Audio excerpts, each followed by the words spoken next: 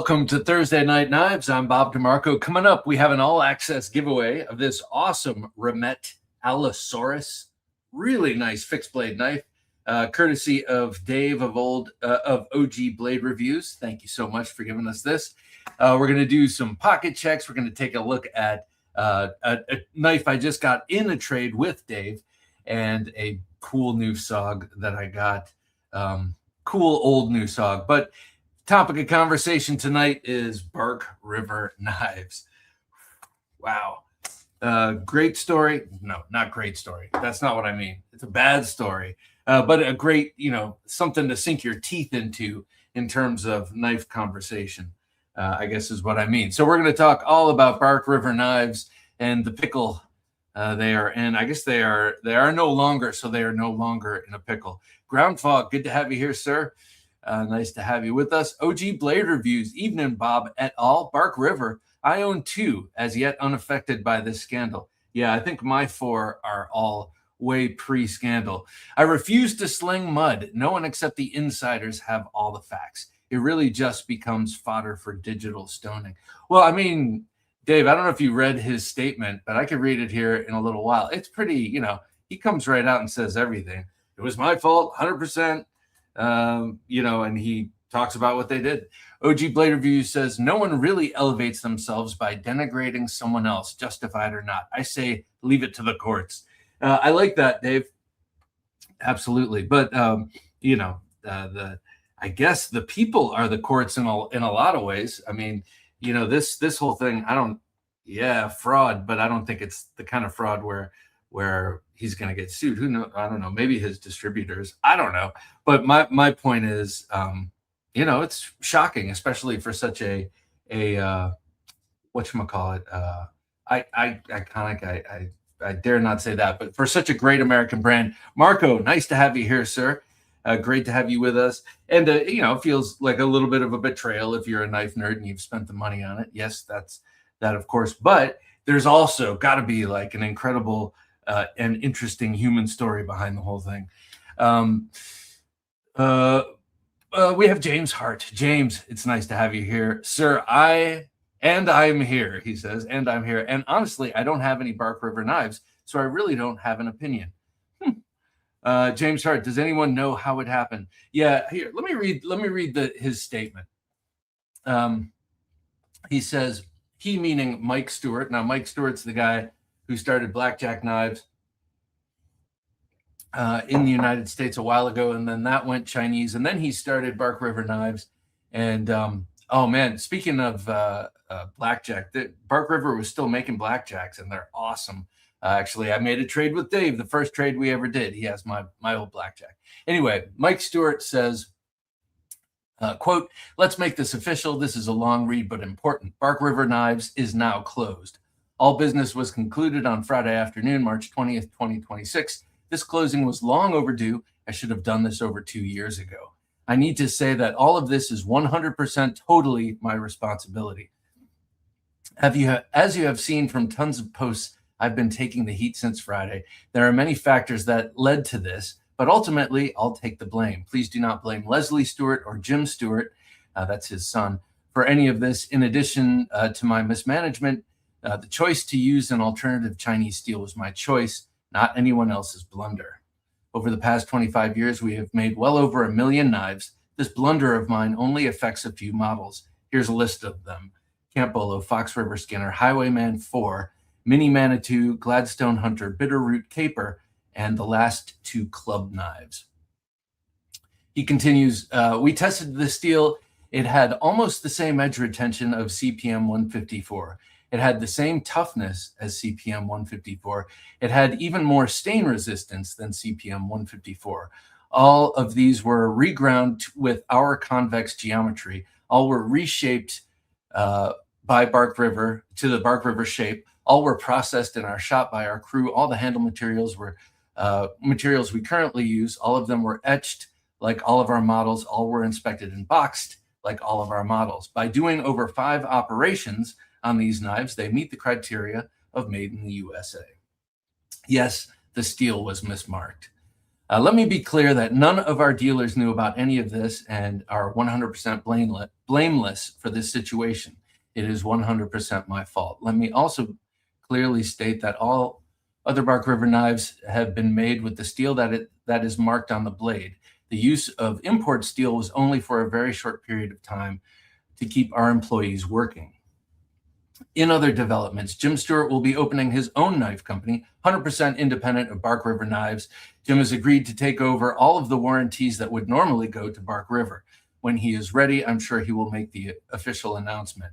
I will not have a hand in his new company. All I can do at this point is offer a very sincere apology with much regret. Fade out of the knife industry that I have spent the last 50 years in. I want to thank all of the folks that have reached out to me privately to offer their support. It has meant a lot to me. I want to wait to post this until our dealers have had a chance to react and post their positions. I also wanted to make sure that all of our employees were paid for working last week. I did that this morning. My recent health problems and Leslie's health problems did play a part in all of this, but I am not using this as any kind of excuse, unquote. So a pretty intense and bold statement. And, like I said before, there's a complex human story behind that, because no one sets out to do that, I don't think. But anyway, so that's, I just wanted to field thoughts on that. If anyone has any. Sword XXXY, good day, Bob, Jim, and Junkies. Good day to you, good sir. Let me take a swig. Ooh, almost smashed my Devo Knives coffee mug. Mike Flamian, good to have you here, sir. He says, hey, Bob. Hey to you, man. Hope you're doing well. Carino1, how are you, Carino1? Good evening, Jim, Bob, and fellow junkies. I'm not too sure what's going on with Bark River, but I am definitely down to hear all the hot and juicy details, he says. Well, Carino, those were they. Those were them. Bartholomew Roberts, nice to have you here, sir. Happy Thursday night, Knives. Bob, Jimmy Notes, and Junkies always wanted a BRK, especially the V44 with the Moran grips. What do you know? I mean, this thing. After I saw yours, time will reveal the whole truth. Too much else going on to have the bandwidth to engage. No need to engage. I mean, in a lot of ways, news is news. I mean, what can you do about it? You can't do anything about it. But I am so glad to have this. And my dad gave this to me, so this is double cool for me. It has sentimental value. This is that V44X that he was just talking, or V44 with the Moran handles that Mike was just talking about. James Hart says, so a bean counter decided to get a hold of blades from China. Well, he's not the bean counter. Maybe he's that also, but he's the head of the company. If BRK had just made that plane, steel from China, built in the USA, yeah, that could have helped. But that's just my take on things. Yeah. Terminator Joe, very nice to have you here, sir. By the way, you guys have to subscribe to Terminator Joe if you haven't. I know you all are subscribed to OG and others, but Terminator Joe, you got to check out. He does these awesome pocket checks. They are incredible. Terminator, nice to have you here. Evening, brothers of the Blade and the handful of sisters of the Slash. When it comes to Bark River, I never bought anything from them, so I can't speak on it too much. But lying about steel is low. Yeah, well, yeah, especially this day and age. That's a hard one to get away with now. Internet and totally obsessed knife weirdos. Benedict Odie, nice to have you here, Ben. Good evening, Junkies, Bob, and Jim. Glad it's Thursday Night Knives. Come down off the Great Blade Show, coming down off a Great Blade Show, Texas. That's great to hear, Ben. I'm glad you had an awesome time there. I hope you got to sell a lot of Terzuola gear and press the flesh. An American Father, nice to have you here, sir. Hello, Bob, Jim, and Junkies. I've been screaming about Mike being a con man since his dealings with blackjack, knives, and marbles. I forgot about marbles. The fanboys would call me all sorts of names. Vindication is sweet.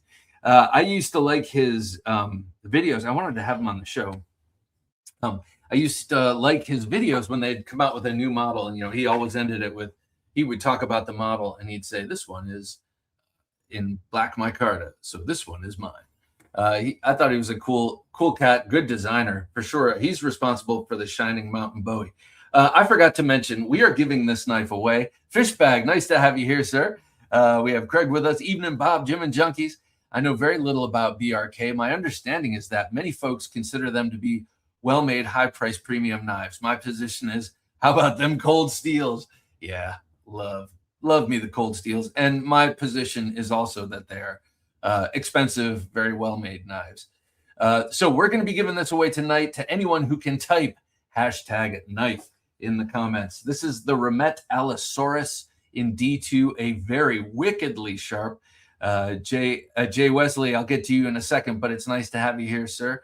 But a very, very nice ergonomic handle, slightly over 4-inch blade. I think it's like 4¼ inch blade. D2, wickedly sharp. Really, really nice. Comes with a great sheath and a ferro rod. Kind of a big ferro rod for that sheath, but it's a nice one nonetheless. With a nice big grip, but really, really nice knife. #knife. We're going to give this away in about an hour, I'd say. So #knife for this awesome Remet Allosaurus. So Jay Wesley was saying, excuse me, before I pulled this one out. He says, all the BRK drama makes me glad I never bought one. All my bad financial decisions went to other knife makers. That's one way of looking at it, for sure.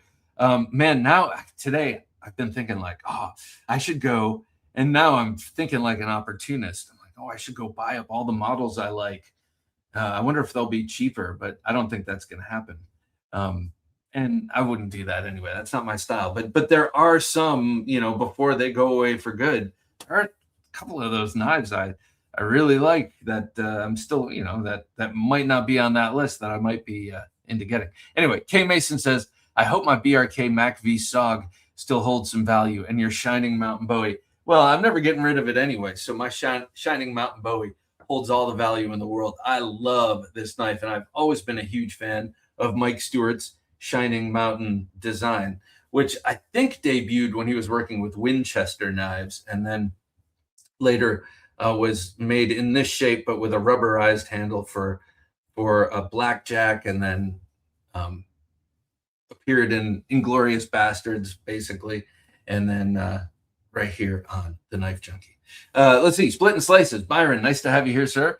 Howdy, Bob, Jim, and Junkies. Thursday Night Knives, ! I love that. Tonight's subject matter is unfortunate, not the way I'd like to see a U.S. manufacturer another end 40-plus years at 3 knife brands. Best wishes for employees and creditors. Yeah, no doubt. No doubt. Thomas Wheeler. Nice to have you here, sir. How you doing? Hope you're doing well. I'm going to put this beauty away. If anyone wants to see it again, mention it. But yeah, I do love I always wanted the full collection of the Bark River Knife Bowies. The Highwayman 4 is one of those. But I would love to get I always wanted the Michigan Bowie. The Michigan Bowie is such a nice looking thing. And it looks like a large version of this kind of knife. Angry Tom's Hat Next Door. How you doing, sir? He says, hello, Bob, Jim, and all the awesome knife junkies. Happy Thursday Night Knives. Happy Thursday Night Knives to you, sir. Mr. Mouse. Good evening, Mr. Junkie. Good evening, Mr. Mouse. Good to have you here, sir. This Boone 2, this like very American outdoors knife. Good evening, fellow Icmo-maniacs, says K. Mason. Good evening to you, sir. Yeah, that the Michigan Bowie reminds me of this, just kind of blown up. Will B, nice to have you here, sir. He says, evening, Bob, Jim, and Junkies. I have owned a couple of BRKs and never had an issue. I also was able to pick up a blackjack knife, which was made by BRK for a steal because of everything. Let's see. I haven't done it with the V44. That's more of my fighting Bowie, but this one I've batoned plenty, and it's nice. And it's got a thin tang, relatively speaking, but definitely not a big deal. I saw Hero Sticks. Good to have you here, man. Evening and cheers, Bob, Jim, and Junkies. Evening to you, Hero. How you doing, man? Jay Wesley says, for what it's worth, Jim's statement seems very sincere. Future actions will tell. Yeah, it does. And I personally, I've messed up plenty in my life. I mean, maybe a little differently than that, but I've messed up plenty in my life, and I'm always grateful to have forgiving people around me and that kind of thing. You know, Karen Slavin, nice to have you here, sir. I know that's you. Karen is not Karen. Good evening, fellow junkies. I personally don't own any of these knives, and I'm not familiar with what is happening. Interested to hear about it. #knife. And well, we just read that statement, but he's saying #knife because he wants this sweet remet and what I forgot to mention, tech lock on the back. So pretty nice package for the giveaway tonight. Scott Winters, nice to have you here, Scott. Hello, Bob, Jim, and fellow junkies from Virginia Beach. #knife. Virginia Beach. I like it. I like it in the winter anyway. Never been there in this. So Joshua D. Starks. Nice to have you here, Joshua. Dude is a fraud and should be in jail. Wow. No word on refunds. BRK owes people some heft sums. I would say some sort of reparation is good to go. I don't know about not good to go, but is in order. The jail part, I don't know if it's jailable, if it's jail worthy. Maybe it is. I don't know, but not in my book. There are plenty of other people who should be in jail right now, and it's not Mike Stewart. An American, but he deserves, to eat crow and to fade away, as he mentioned, in his words, fade out of the knife industry. And people do deserve something, but at the same time, who's going to pay it?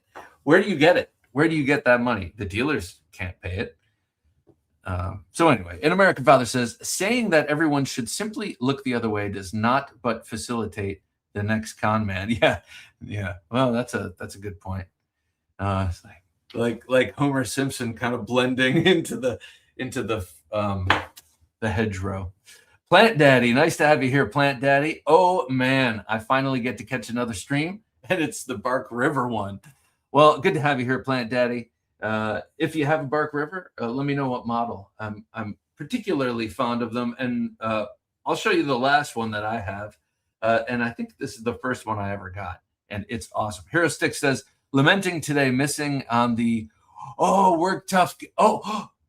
Oh no, I missed it too. The V44C dropped this week. It was a very small drop. I know there are others coming, and it'll be in different steels. Word on the street is there will be more. Yes. This is the there were a number of Bush Saxes that they made, but this was not the most compact, but like the medium size. There were two above it and one below it, and I love this thing. It's a sweet little knife, and I created an EDC sheath out of Kydex so I can put it in the waistband and draw it calm. Bobby Rains, nice to have you here, Bobby. Evening, everyone. Hope you all are doing well. I'm doing great, and hope you are. And will I see you in Saratoga, sir? That sounds like I'm a dandy old guy from New York City at the turn of the 20th century, doesn't it? Will I see you in Saratoga this summer, sir? In May. Mike Flamian says, yeah, damn it, anyways. No, Brown Sugar, good to have you here, Brown Sugar. Hello, Bob and Jim and fellow junkies. And putting up the old Spock, live well and prosper. Live well and prosper. Live long and prosper. Live long and prosper. That's a great motto. And I would use it if, it didn't make me look like Spock. Ryan Walker says, hello, everyone. Ryan, it's good to have you here, man. Adrian Fighter 35 and his better half. Good evening, Bob, Jim, and fellow junkies. As far as this situation goes, I'm with Craig. Let's talk about cold steel. Some awesome cold steel. Well, hey, if you want a little remedy, this will do it. I can't stop with my new Trailmaster. El Gatito Malo, good to have you here, sir. What's up? Never owned a BRK. Safe to say I'm glad I didn't. Well, there is a great wealth of knives from before that presumably are A1 and V3 or A2 and V3 and the steels that are marked. And honestly, and this might raise a hackle or two, but for me personally, in my personal use case, at this point, it doesn't matter. They've all proven themselves to be awesome. The three that I've actually used outdoors are great, and the one that I saved for battle has been awesome. So no complaints here. But the Trailmaster, oh my God, I love the Trailmaster. So this is my second Trailmaster, and I'm trying to keep it sort of pristine, but it's 3V. I probably shouldn't.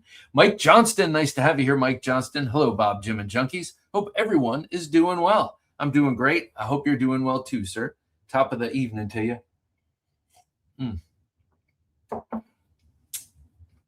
That is Indian coffee, and that's my favorite. Monsoon Malabar. Oh my God, it's so good. Gosh. Lone Star Dowboy, good to have you here, Lone Star. A sincere query. What do you consider the sweet spot for blade length regarding Bowie combative techniques? Specifically, not any other Bowie function. 10 inches. 10 inches, 9.5 to 10 inches. This, the Trailmaster is outstanding. And what is this? I think this is 10 inches. But for all that kind of stuff, this is great. Yeah, to me, it's the Bowie knife is 10 inches and 1/4 inch thick.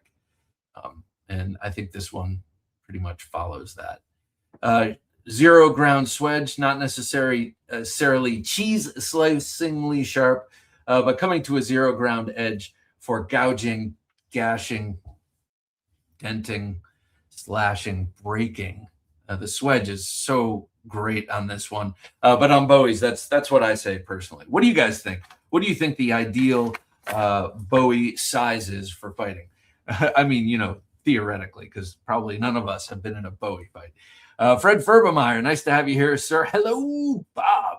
Hello, Fred. It's a pleasure. Terminator says, #knife. I recently acquired a second Cold Steel Spartan. Oh, I got a Spartan in my oh, no, it's right here. Rarely do I have the Spartan out.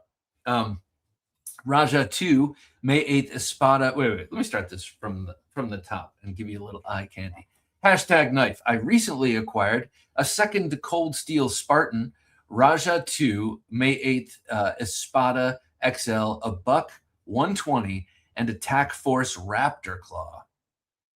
Oh, wow. That's nice. That's a nice haul. That Attack Force Raptor Claw, that's one of the new dusted off ones. You were talking about the Spartan. I recently purchased a Worked Up Gear, Arius and Hellion being delivered. Oh my gosh. Lucky man. Well done, sir. Here's my Spartan. This is an old one of the originals, Hollow Ground and Aus 8. Now, it was blasted, so it had that sort of real dull finish. And I had just moved to Virginia. So this was 2010. I had this in my pocket in my cargo shorts.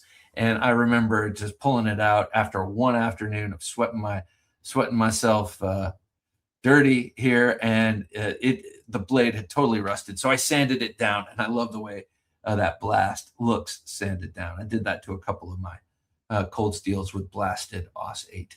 Ryan Walker says, I'm getting 2 Bark Rivers tomorrow. Which ones, Ryan? I'd be interested to hear which ones. Lone Star Dowboy says, additionally, is there a minimum blade length below which Bowie knife fighting techniques would not be viable due to the lack of length or mass? I think this is interesting because this is something that I've experimented with a lot and never really thought literally about or put into words. But I think a lot of it has to do with heft. If it's hefty enough or balanced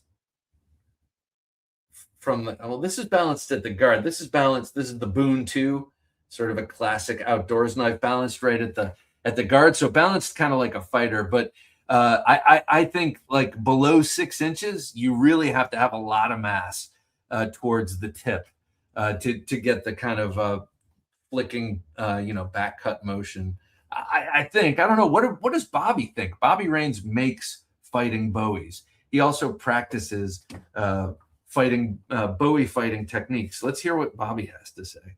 Bobby, what do you think? Ideal length and then a length below which you shan't go with a Bowie.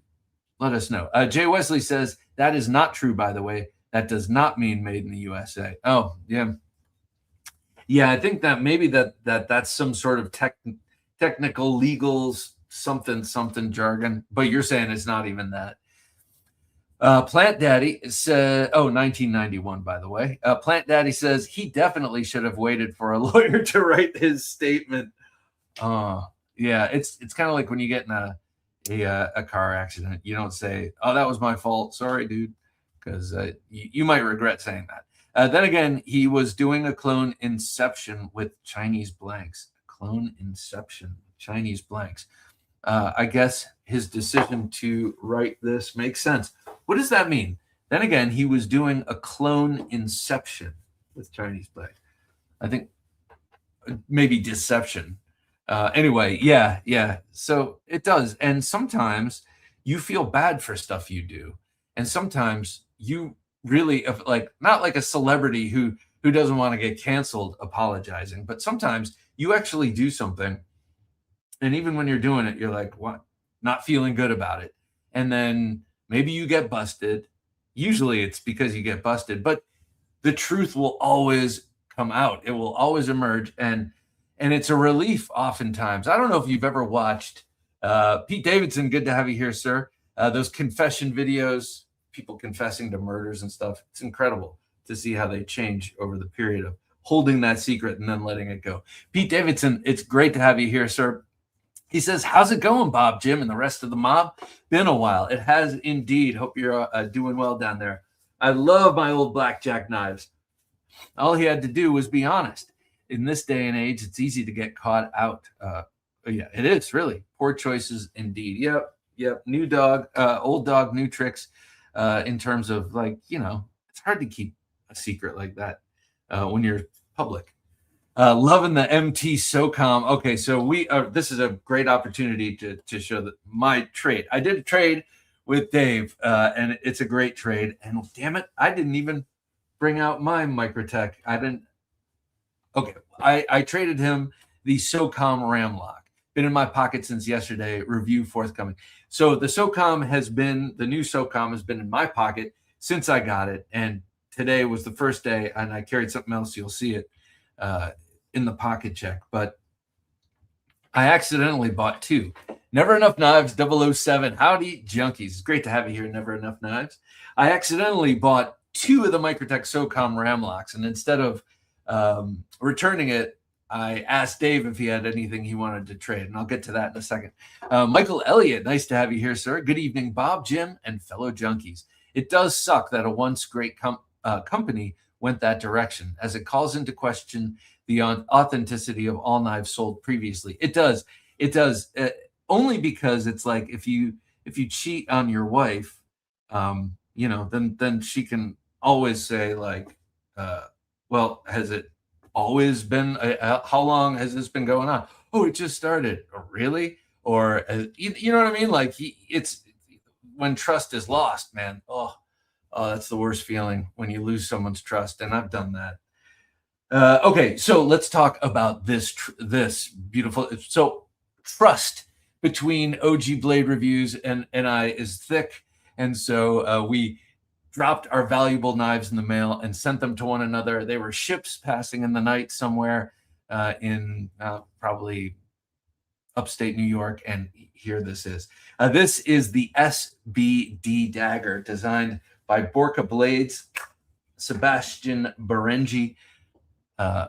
Right? That's his name. Berengi. Whenever I say his name, it sounds kind of like a Star Trek character, and I think I'm misspeaking. But, it's Sebastian of Borka Blades. But his last name is not Borka. I do know that. But look at this positively gorgeous knife. This thing is so beautiful. I remember when it first came out, like 2019, something like that. Or at least when it first came on my radar. I just I don't know. I went mad with desire for this thing because I knew it was an EDC-able dagger, and that is harder to find. I guess in the last couple of years, I've had success finding more and more EDC-able daggers, but this not only EDC-able but gorgeous to look at. I love that construction, that sort of shadow boxing with the fully crowned tang there popping out outside of the G10 handles, which in cross section are beautifully Coke bottled there. So if you hold it flat like this in that sort of shovel grip, you get a really nice purchase. My thumb kind of buries in that little screw hole there and against that flare. Or if it's on the side, you've got beautiful Microtech jimping. Everything about this is screaming Microtech, except for incredible action. You know what I mean? Which is what you're used to with Microtech, or what I'm used to with Microtechs, because they're all folders for me. But this, man, oh God, I love it. It makes me want the what's it called? The Armiger? No. What's it called? Their big Bowie. That thing is, oh God, that's so cool. I want that now. But anyway, really beautiful, modern, classic dagger. Doesn't it look both modern and classic at the same time? It's so cool.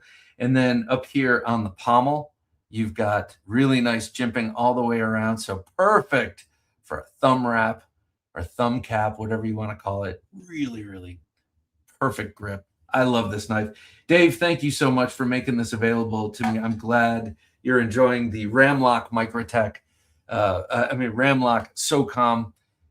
I just love Microtech more and more each day. What can I say? And I remember when they first came on my radar, late 90s and early 2000s, there was a store in New York City that had them. It was Paragon Sports. I don't know if they still sell knives, but they had fancy knives. And I remember they had a couple of Microtechs. And then I remember buying a Tactical Knives magazine that had pictures of the Kestrel, and I don't remember the names of all, but these really exotic out the side Microtechs. Go look them up, man. Look up the past catalog. They just make such great knives. And anyway, I'm sorry. I'm just waxing poetic. Joshua says everyone needs to tattoo on their foreheads how much money they're in the hole on BRK blades. Do they? An American Father. I'm not doing that. I am not doing that. But I would say I am probably $500 because the one, it would be more, but one of them was a gift. An American Father says Mike is still not being honest in his statement. Many of his ex-employees have spoken about Bark River bringing in fully assembled Chinese knives, grinding made in China off, changing finger choils, and selling them as BRK. Wow. Well, you know, let's see. Stewart name is Doo-Doo. Yeah. Well, I don't think he's planning on doing anything else. I think he's bowing out. Who is buying knives from the family fraudsters? Evening, Bob, Jim, and fellow junkies. Benny's dad. Great to have you here, Benny's dad. The Bark River Knives situation is a mess. It wasn't a blunder. It was misleading their customers on purpose.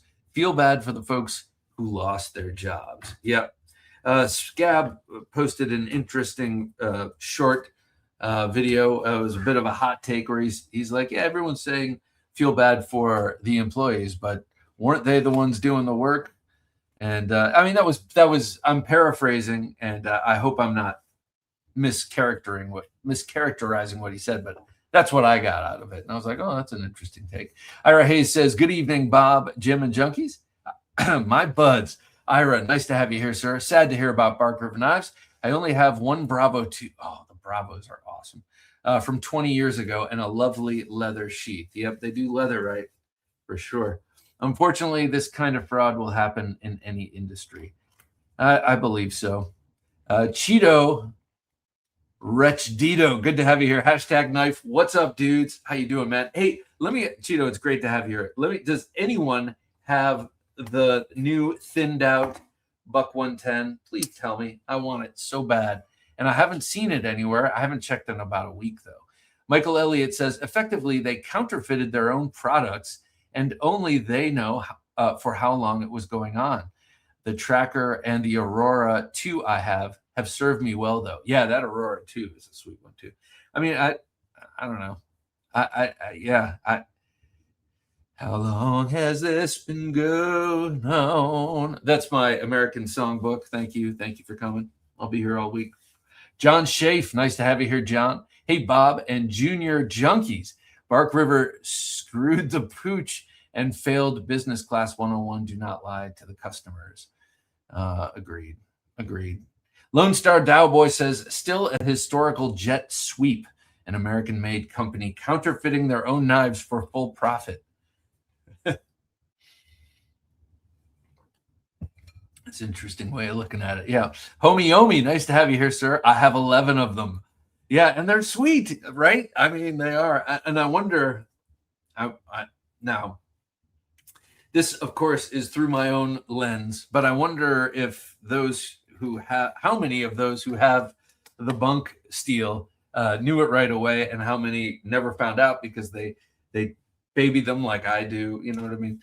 Seems logical. Nice to have you here. Seems logical. Been a minute. Hello, folks. Wanted to add that I was a minor Bark River fanboy. I liked their designs and sharpening jobs. I own a North Country 2 and a Skagel Bowie made by them. That Skagel Bowie is sweet. I'm still, I mean, yeah, BRK, the Hoback debacle, and the slicey dicey mess are kind of the trinity of knife scandals. What was the slicey dicey mess? I know I think he failed to, I think he did some giveaways and then never sent stuff or something like that. But he definitely like left for good. I don't remember what happened. Phil, remind me. OG Blade Review says, a bit of an anecdote regarding Bark River. Back in the late 80s and early 90s, when I was running my martial arts school, I had regular phone conversations with Mike Stewart, hours at a time, knife talk. Oh, that's awesome. Yeah, like from his videos, that my only exposure to him was from his videos when he would announce new models. And I liked his smoky voice. I liked his, I don't know, he seemed like someone I may have worked with or may have known in the past. And I thought he would make a good guest on the show. John Schaaf says, oh, sweet, let me hashtag knife and hot that like button. Yes, hashtag knife, because this thing is sweet. Let me remove this absolutely positively gorgeous dagger. If anyone wants to see it again, let me know. I will put it back in its great sheath and set it to the side. This is the knife that's on giveaway tonight. And to those of you who might be new here, we tend to give a lot of knives away here because Dave of OG Blade Reviews, Mike of Northern Knives, and others, myself included, and Jim have donated knives for giveaways. So we give knives away because I have a lot of them. I have a giant collection that I need to pare down in the first place. And then I have all these other knives that are for giveaway. So I try to clear them out as regularly as possible. And the third Thursday of the weekend of the month is reserved just for members. That giveaway is a little more special. So just so you know. But tonight is a regular night, so hashtag knife away. Never Enough Knives 007 says, I have 4 Bark Rivers that I purchased around 7 years ago. I enjoy them. It's really unfortunate how their story is ending. Yep. It is. It is for, especially for the people around the guilty party. Angry Tom's Hat Next Door says, I don't have any Bark River knives. How do they match up with an SE? They're different. They're very different, I would say. In a survival situation, ultimately, in a survival situation, I would take in a SE. SEs are full flat ground and 1095 and full tang. Did I say that already? Yeah, full flat ground, full tang. And Bark River is a cool pine cone handle pattern. Yeah, they do have they have a lot of beautiful handles. So ultimately, survival situation, I would say SE. Collectability wise, I'd say Bark River, golden era Bark River, if that is such a thing. Sean Clark, nice to have you here, Sean. Good evening, Bob, Jim, and Junkies. Hope that cat just cracks me up. Cats are funny. Hope everyone is well this week. Favorite night of the week. Don't own any Bark River knives. Guess I won't now either. LOL. Well, thanks, Sean. I appreciate it. It's always awesome to have you here. So welcome. And Pete Davidson says the Eck Commando knives by Blackjack are also among some of my favorites. Those Ek Commandos knives are so sweet. I have one of the K-Bar ones.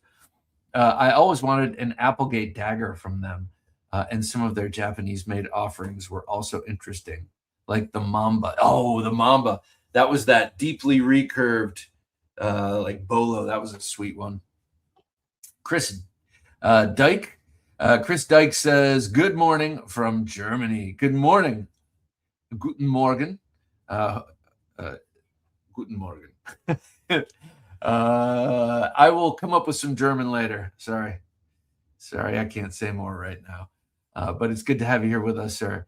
Terminator Joe says that Shining Mountain Bowie is lovely. It's too bad I can't get one. Yeah, their Bowies always go fast. Or I don't know. I shouldn't say they always go fast, but once they're gone, if they don't cycle through it again, you're going to be hard pressed. Let's see. Charles Faulkner. Nice to have you here, Charles. Whoa, love a good Bowie knife. Ooh, yeah. So do I, sir. So do I.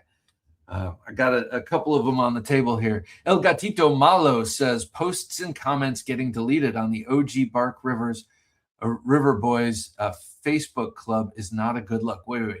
Posts and comments getting deleted on the OG Bark River Boys Facebook club is not a good look. Yeah, no, those are if anyone should be allowed to air their grievances, it's those people, the people who are part of Facebook groups who manage and do all that kind of stuff, because they're putting a lot of their time, money, and into it. What brand and model of that were you holding? Says Charles. Was it this one? I think it's this one, probably. This is a Bark River Knives Shining Mountain Bowie. It's I don't know, probably 6 years old or so. Let's see. JCB have many Bark Rivers, all pre-2016. Should be okay. Yeah. Oh, I like your F-86. Is that what that is? A Saber. That's pretty cool looking airplane. Autumn Wind. Hello, Autumn Wind. It's good to have you here. Hello, Bob. Hello, all. It's nice to have your cross sabers with us. The Bowie. Oh, yeah. So yeah, that's what this is. Let me hold this up. So that's A2 tool steel. It's messy. I made the mistake of oiling the blade once, and it's never quite gotten out of the sheath. So no matter how much I polish it, when I put it back in the sheath and pull it out, it always looks kind of. But this one has done a camping trip, and the camping trip was not my camping trip. I loaned it to someone who used to come to Thursday Night Knives quite a bit. Kepmuk Neshart. He took it to camping in the Sierra Nevadas, I think, and then I've used it to baton firewood. That's about it. But it's always been a robust and awesome and cool looking knife, and cool looking means a lot to me. Cesario, nice to have you here, sir. Cesario Atan, sheath maker extraordinaire, says, good evening, Bob, Jim, and good folks. Happy sad Thursday, late to the party. OT equals more knives. #knife. Hashtag knife, everyone. I want to send this out. I want a lot of people to be on that wheel, because I'm looking forward to sending this out. So I want to show you something that Dave also put in the box. He put in 2 little extra knives in the box that he sent the Microtech Dagger in. One of them, Jim, remind me, I have it in my bag. I meant to give it to you on Wednesday or yesterday, but I have these 2 cool little pen knives. And where is it? Here it is. Canivetes, I think is how it's pronounced. And in the pocket, it looks just like a pen. And then when you take it out and open it, here, I need both hands for this. It locks in. It's kind of like a really stout double detent. You can see how far that detent ball goes through the hole. So it's, it's really well locked in for a wickedly sharp little knife. This is definitely, I know, it's a little utility knife, and that's how it should be seen. But to me, this thing has menace written all over it. It's clinical looking. It looks a little bit like a scalpel. There's something sort of clinical and cold about it. It's a Wharncliffe, which we all know are incredible cutters and slashers. And it's got a really strong lockup. Like, I almost trust this more than a liner lock. And it looks more like a pen than any CEO knife that I've seen. So I really, really like this. Now, it definitely requires two hands to undo. You got to kind of pry it like that. And then it closes nice and tight. It's not going to accidentally open up on you. Really, really cool. Jim, I got one a little bit smaller than this that I'm going to give to you. Sorry, I had to keep the big one. But that's thanks to OG Blade Reviews. Thank you, Dave. I really appreciate that little extra. Really, really, really, really nice. All right. Let's see. Ira Hayes says, too bad I can't trust BRK anymore. I didn't know they made that Tengu in 3V and bone. I'm a total sucker for a 12-inch Wakizashi or similar blades. I mean, according to them, it's 3V. I don't know, man. I don't know.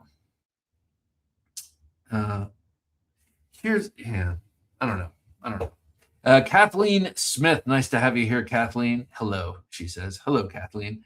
I hope you're doing well.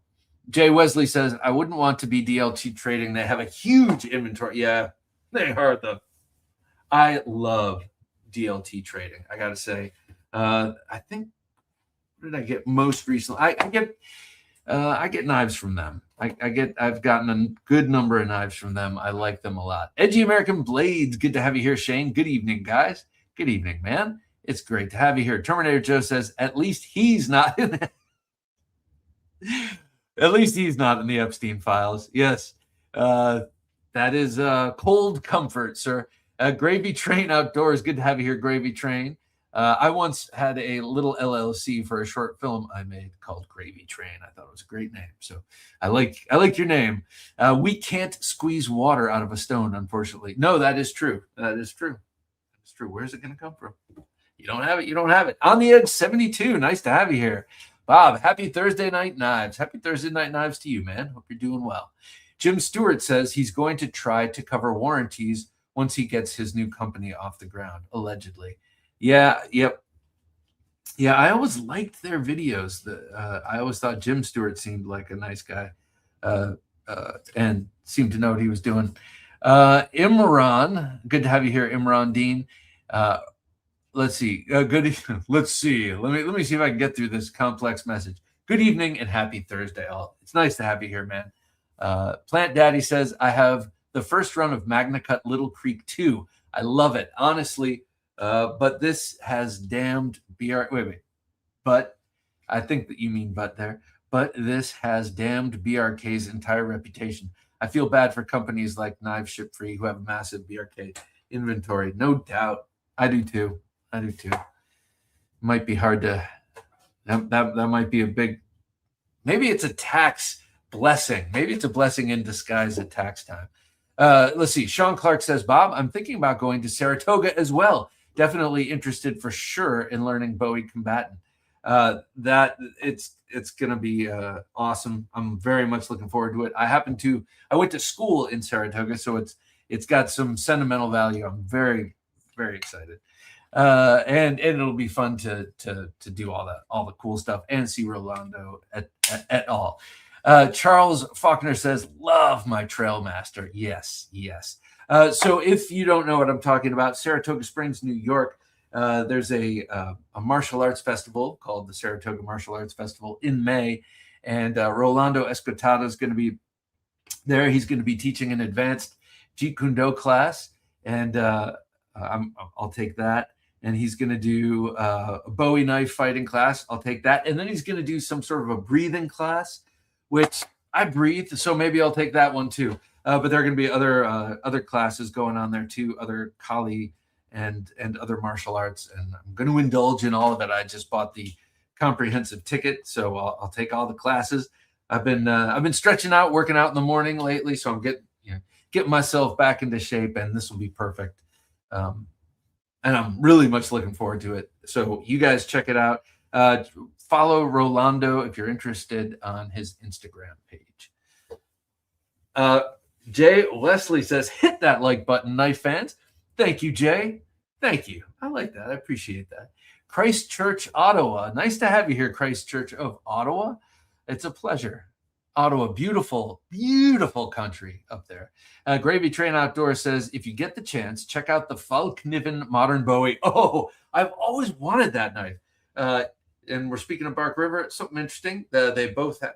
This one has the Falkniven you're talking about has the convex grind, right? The stacked leather, and it's got a profile very much like a Trailmaster. I've always wanted that Bowie. Or is that the Odin? Now I don't know. An American Father says, unfortunately, GSM Outdoors marketing have also dealt with their fair share of deceit and drama. GSM Outdoor marketing. Do tell. What are you talking about? Does this have to do with SOG or cold steel? Jerry C says, the Knife Junkie rocks, Jerry. It's great to have you here. Speaking of rock. Hello, all. Hope everyone is doing well this evening. I am doing well. You know what I had on me today? This isn't in my pocket check, but I forgot all about this little charmer. Don't forget about your older cold steels. Cincinnati EDC, nice to have you here, Cincinnati. Man, another Thursday in the books. Hello, everyone. #knife. Good to have you here, Cincinnati. This broken skull, I don't know how long you've been watching this channel, but this is an old legend, and I haven't carried it for a long time. But this always used to be in my waistband before I started carrying fixed blades daily. It was always a backup knife. I always said there's no excuse for not having 4 inches of super steel in your pants. You know, even if you forget your main knife, you'll have this in there.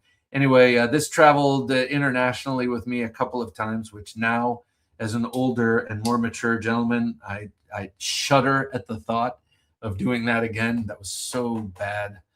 So bad. In those places, I would not want to end up in prison anywhere, but certainly not in those places. But I love this thing, the Broken Skull. I think they do make one now in this pattern called something else, but it's not XHP steel. Bobby says, I'll do my darndest to make it to Saratoga, Bob. I didn't know you were going to be there. Yes, I'm going to be there. Hotel is booked. Ticket is bought. I'm excited. Getting what Bowie? What am I going to bring? It's going to be I only have a cold steel Laredo Bowie rubber trainer when it comes to Bowie trainers, but I'll come up with something. On the Edge 72 says, my daughter Remy, it's a great name. I knew someone with a daughter, Remy, is watching for the first time. Can you say hello to her? Remy, nice to have you here. She's 6 years old and is set up to have one heck of a knife collection when I kick the bucket. Remy, that's just like my daughters. Sometimes I'll get a new knife, like say this knife. And when I got this one, they both wanted it. Dad, when you die, can I was like, really? You gonna say that? And I know they're just joking. They love me. So Remy, you're in for one heck of a knife collection. Make sure you keep them sharp, take care of them, and they will take care of you. But first, take care of your dad. I'm sure he takes great care of you. Kay Mason says, a lot of people talking about Blade Show Texas. Where were y'all for the last Blade Show West when I went? That's funny. Jim and I were just talking. Blade Show Texas is an awful time for me. It's just not a convenient time of year. And so now I'm thinking maybe I will check out Utah. Maybe I'll check out Blade Show West this coming year. I just don't know. Scott Winters says, Cedric and Ada Gear and Outdoors and others noticed rusting issues with their so-called CPM 154 8 years ago, let alone all the CQ issues. Sounds like a class action lawsuit to me, and possible FTC fines. In their 154 CM Bark River knives? Scott, I don't remember Cedric and Ada doing a Bark River, but it's been a while. That stinks. Oh man. Unless you're talking about the steel company. Well, anyway, I'm not exactly sure. Conductor Cameron. Nice to have you here. Oh my gosh, you're a train conductor? If I'm just making presumptions here, but I have a Barkey and it's 3V, maybe. Yeah, me too. I got 2. That might be 3V. But if you are a train conductor, indeed, I bet you see a lot of really crazy stuff. You're not on the road, but you're crossing through the country. That's crazy to me. You must see a lot of weird stuff and beautiful stuff, no doubt. A lot of beauty. Edgy American Blade says, I'm glad people can watch me make their knife on my live streams. Yeah, that is cool. It is fun, too. Yeah. Hello from Israel, says H underscore N. Well, it's awesome to have you here, H. I hope you're doing well. And it's awesome to hear from you. So we have someone in Turkey. We have someone in Israel. We have a couple of people in Australia in the chat right now. A bunch of people in the United States of America. I think Todd Carr is with us, maybe. And I know he's up north. So we have a very cosmopolitan show here. Yes, I'm happy to announce. Linwood, 1911. What an eerie picture. That is a cool picture. Anyway, Linwood, nice to have you here. I think Made in the USA has to meet certain requirements. I might be mistaken. Yeah, I think he was indicating that in his letter when he said 5 operations were done, therefore it technically is made in America. I don't know anything about that. I'm not a trade lawyer, but I think that's what he was trying to say there. Is that true? I know someone, now I don't remember who, I'm sorry. Someone in the comments said that that is not the case. So I'd be interested to find out what someone who knows knows. Jay Wesley says, Jake Hoback got caught pretending his knives were made in the U.S., but he never went so far as to mark his blades as made in the USA, to my knowledge. I don't think he did either, but I don't remember. Jake, I mean, Hoback knives are they still popular and being made? I was never a huge fan of this is where I come from. Aesthetically speaking, I was never that into them. There was one model that I really liked that I think Dave got, that Hero Sticks loaned me, I think. But on the whole, never a big fan of his knives anyway, so kind of felt. And I tried to get him on the show, and his partner kept stringing me along. So it's like, eh. But he's still around and active, right? That pocket knife guy. Good to have you here, that pocket knife guy. Hello, everyone. First timer here, and cheers from Florida. Well, it's great to have you here. Since it's your first time here, we often do giveaways, and I just want you to know we're doing a giveaway tonight thanks to OG Blade Reviews, who's in the chat, very active and a good friend of mine. And he gives me tons of cool knives to give away.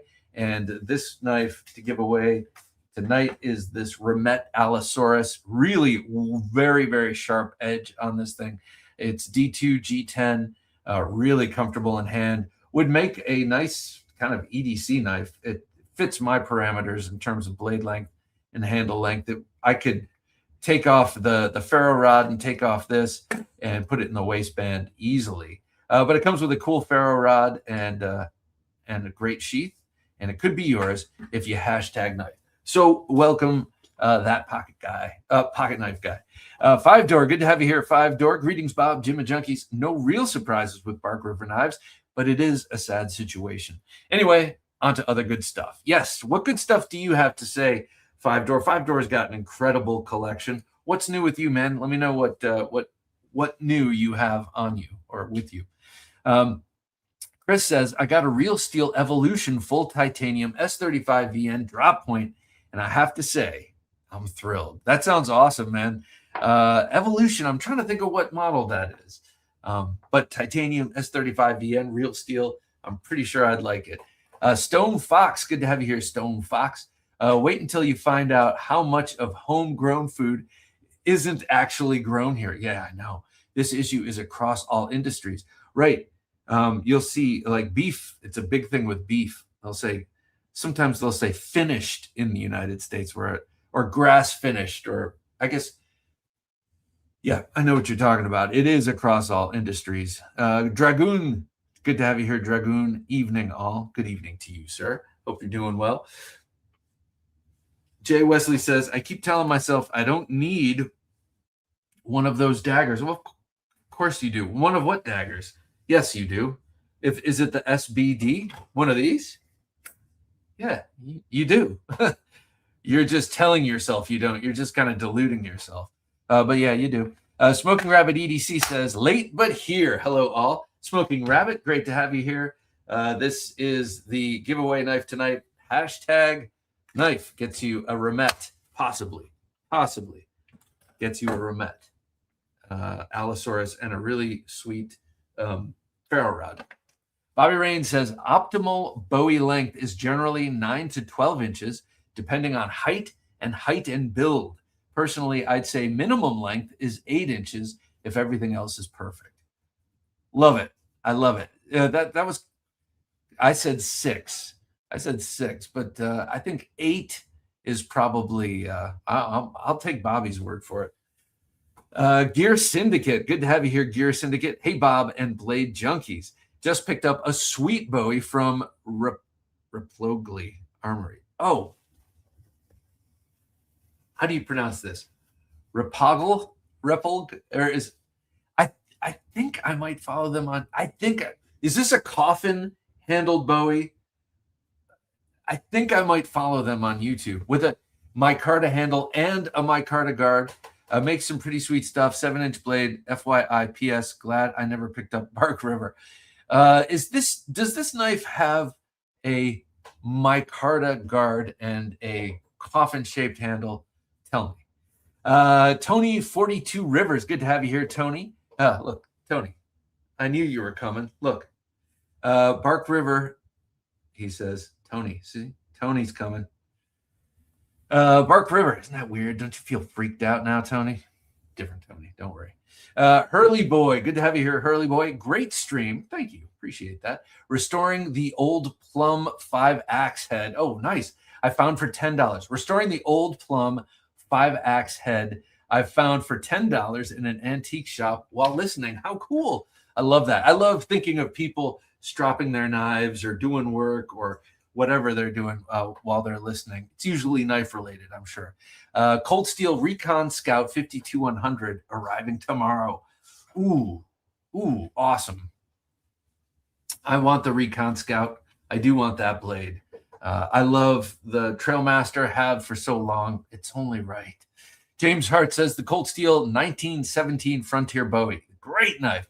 Has a 12-inch blade, a tad heavy, but I would take it into combat if I had to. Yeah, I would too. That knife is awesome, and it's got a great sheath. There's one problem with the sheath, and it's with the frog. The frog has the stud on it, whereas the stud should be on the sheath, so you can take the frog off and still slide it into your belt. Chris Dyke says, why do so many people use short knives as self-defense blades these days? For me, in knife fighting, range is everything. Well, because it's because most people don't like to carry large fixed blades, I think. They like the discretion. They like it to be on them all the time. They're likely not to carry something large. And I think that's what it is. It's kind of the gateway thing. But this is a super fam, says Cliff Cliff Bread. Good to have you here, sir. But to have this on you and someone's tackling you and you're so I think a lot of people, you're saying range as if you're in a knife fight. And I get it. Like you're dueling, like you're doing a collie sparring match or something, or a fight.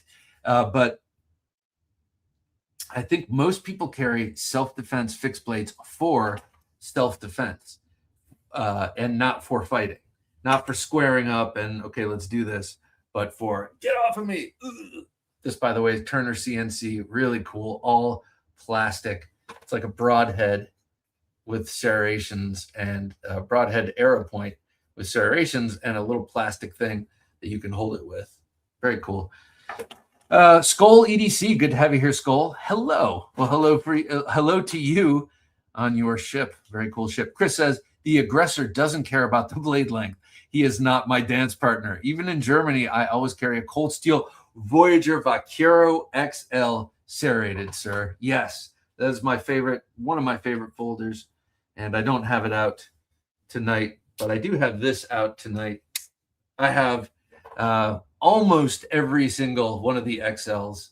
I'm missing one or two. On the edge, that was a brag. And I don't mean to brag. I just mean we're all of the same spirit. So I can do that. I have almost all of the XL Cold Steels. And hopefully none of you are like, what a hard on. Jeez. It's like, oh, cool.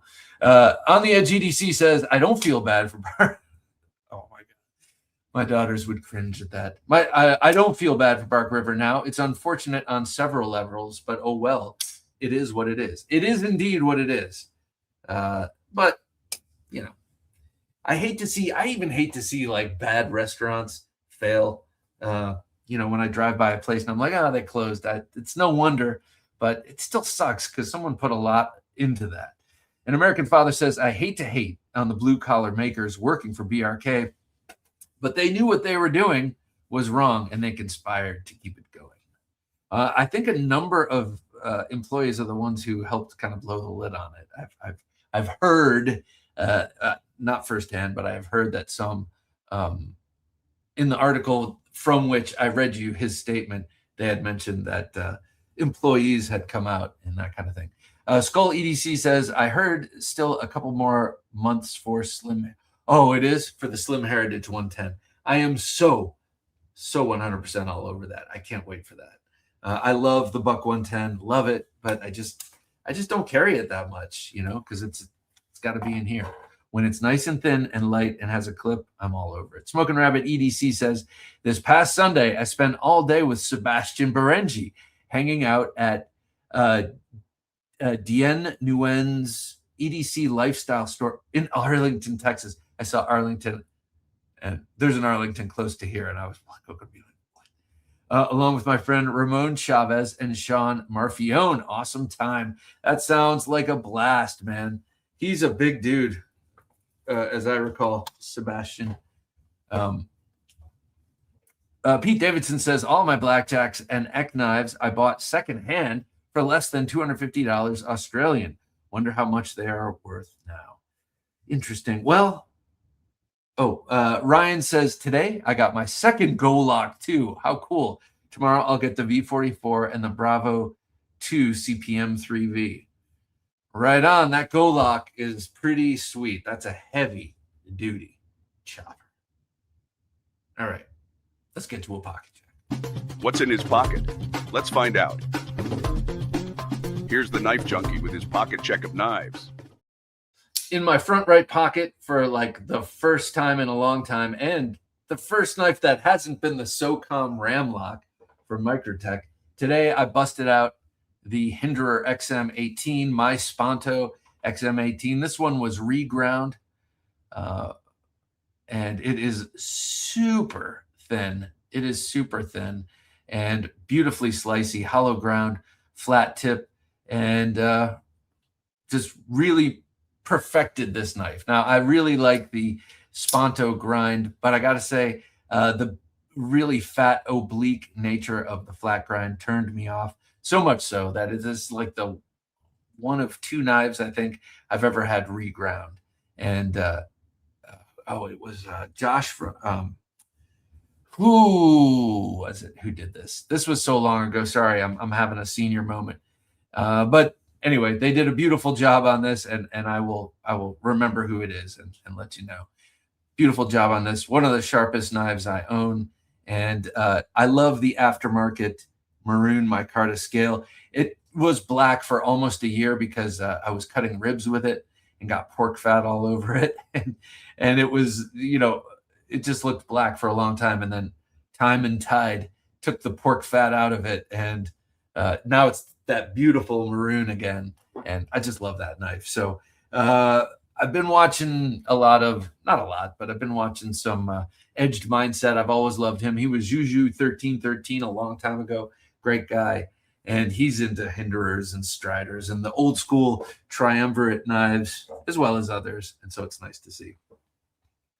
Okay, next up in my pocket, an unexpected, this has been sitting on my knife case for a while, and today I sharpened it and popped it in my pocket. This was my grandfather's TL29. I mistyped it. It says VTL. It's actually just the TL29 electrician's knife This was my grandfather's. This is a Cutmaster from Utica, New York, Cutmaster. I think they stopped making these in the 1980s. I think Cutmaster went away in the 1980s. But this one, from the fact that its wood covers was either made in the 50s or 60s. And my grandfather got this from Swift Electrical Supply in Nanuet, New York. My grandfather and grandmother used to live, and my mother and uncle, when they were coming up, used to live in Rockland County, New York. And so this was from a local Rockland County electric supply store. And it's just beautiful. Walnut. Look at the knot in that walnut scale. It's just a tool, you know, and this is the kind of thing that they just gave away for free at stores back in the good old days.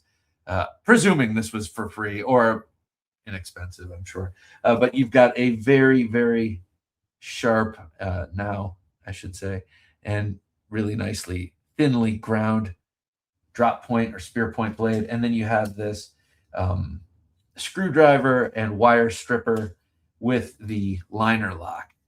Press that liner lock. Locking it in there so if you're screwing something or pressing down hard, it doesn't fold and chop your finger off. Because this is not a razor sharp edge, but that's a sharp edge for like scraping wire and stuff. Okay, so I had that in my pocket, and I'm looking forward to carrying that some more. I want to start carrying some of the old knives my grandpa gave me. All right, next up on my belt today, because I was teleworking, so that meant I was working on my computer from home. So it's easier for me to carry this when I'm not in the office. But I had the beautiful, edgy American Junkie on me, wearing the wearing the gorgeous 1931 leatherwork sheath. Oh my God, he did a beautiful job on this sheath. And Shane really knocked this out of the park. Such a beautiful knife.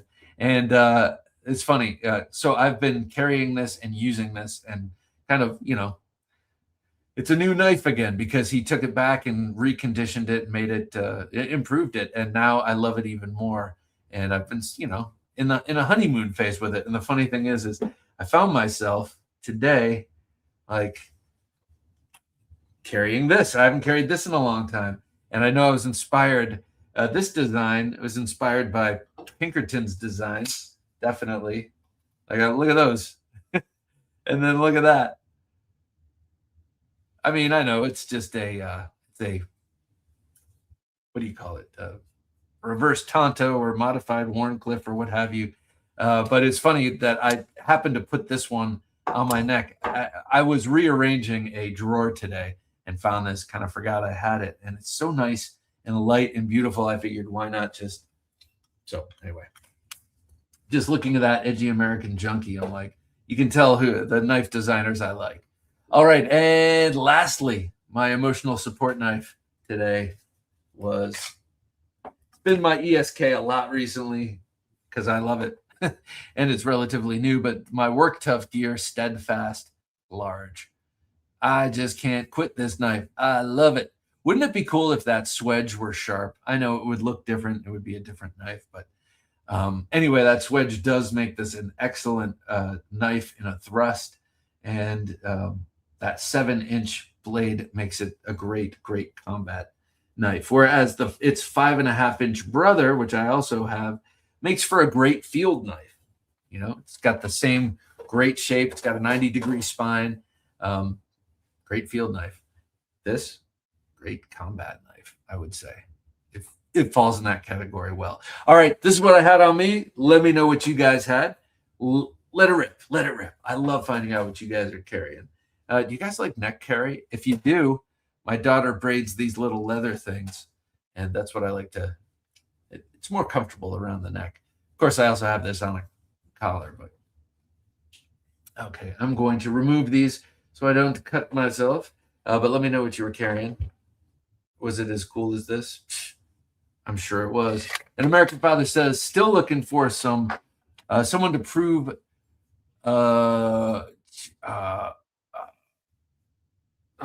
GCS knives as being deceitful. What is GCS knives? Hang on. Still looking for someone to prove GCS knives as being deceitful. Everything I have has been able to find, seems that they're legitimately selling American-made D2 knives at rock bottom prices. Okay, I don't know GCS knives.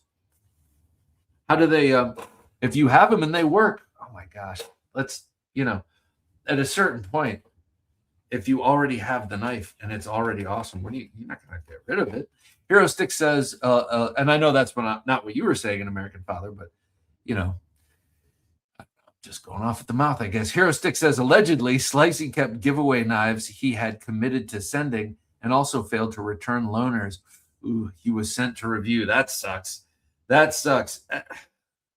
Man, I hate to side with crappy behavior, but man, sometimes I know Dave of OG Blade Reviews knows what I'm talking about when I say sometimes it's impossible to get a box out just because you have to get to the. Sometimes I don't have to get to the post office. Other times I do, and it's taken. So, but to never send something like, for instance, Todd Carr. No. For instance, Sword XXXY, who's right here. He lives in Australia. It took me forever to get his giveaway knife to the post office, like over a month before I was at the post office to send this to him because I knew I had to fill out the customs form, and I was just swamped. But I got it to him, and that's the important part. So, Slicey, get those knives out. Joel Hunter, nice to have you here, Joel. Stewart and anyone who knew what was going on at BRK should face charges, FTC violations, national and international mail fraud. How about folks like me who bought over a dozen BRKs? I worked hard. Oh shit! Yes, excuse the French. If our little guest is here, sorry for the language, but yeah, you must be upset having spent a lot of money and put a lot of trust in. I mean, I guess I've spent a lot of money too, but it's been spread out over so long, and I'm so devoted. That sounds silly, but I'm so into these knives. If they're fake, they'll do at this point. Chris P. Bacon, nice to have you here, Chris. Any other companies you can think of that might be doing this too? No, I mean, I don't know. I can't. And I wouldn't even want to speculate. And I would be the wrong guy because I'm not a super hardcore user, and I'm not someone who really cares that much about steel that much. Seems we may need to thank Bark River for giving meaning to our lives this week, deflecting all that gas price nonsense. Yes. The sweet satisfaction of denial. Yes. Crazy to see. Fishbag 61. Craig says, Bob, I get the anger from anyone who has been directly affected by this. What I don't get is anything associated with BRK is a lie. I was informed today that all convex grinds are a scam. They don't cut. That's just a figment of your imagination. Edgy American. Bob, I apologize for not getting back to you on the giveaway pouch. Had a hectic week and forgot. No worries, man. Do not worry about it. When it happens, it happens. Look at that dog. Man, that's beautiful. Kudos, Blaine. Nice to have you here, Blaine. Hey, Bob. Love my Nova 2. Oh, music to my ears, sir. Will you be doing another collaboration with Matt at Hogtooth? Yes, I will. As a matter of fact, I sent him some sketches just yesterday, and I'm not going to tell you much about it, but I believe it's going to be a little larger. So the Nova 2 was a little larger than the Nova 1 in blade length, and I think that the whole thing might be a little larger. But this is something that Matt and I have to discuss. The handle may be the same with a longer blade or the whole thing, but I'm going to give you a hint. It is inspired by a classic combat knife.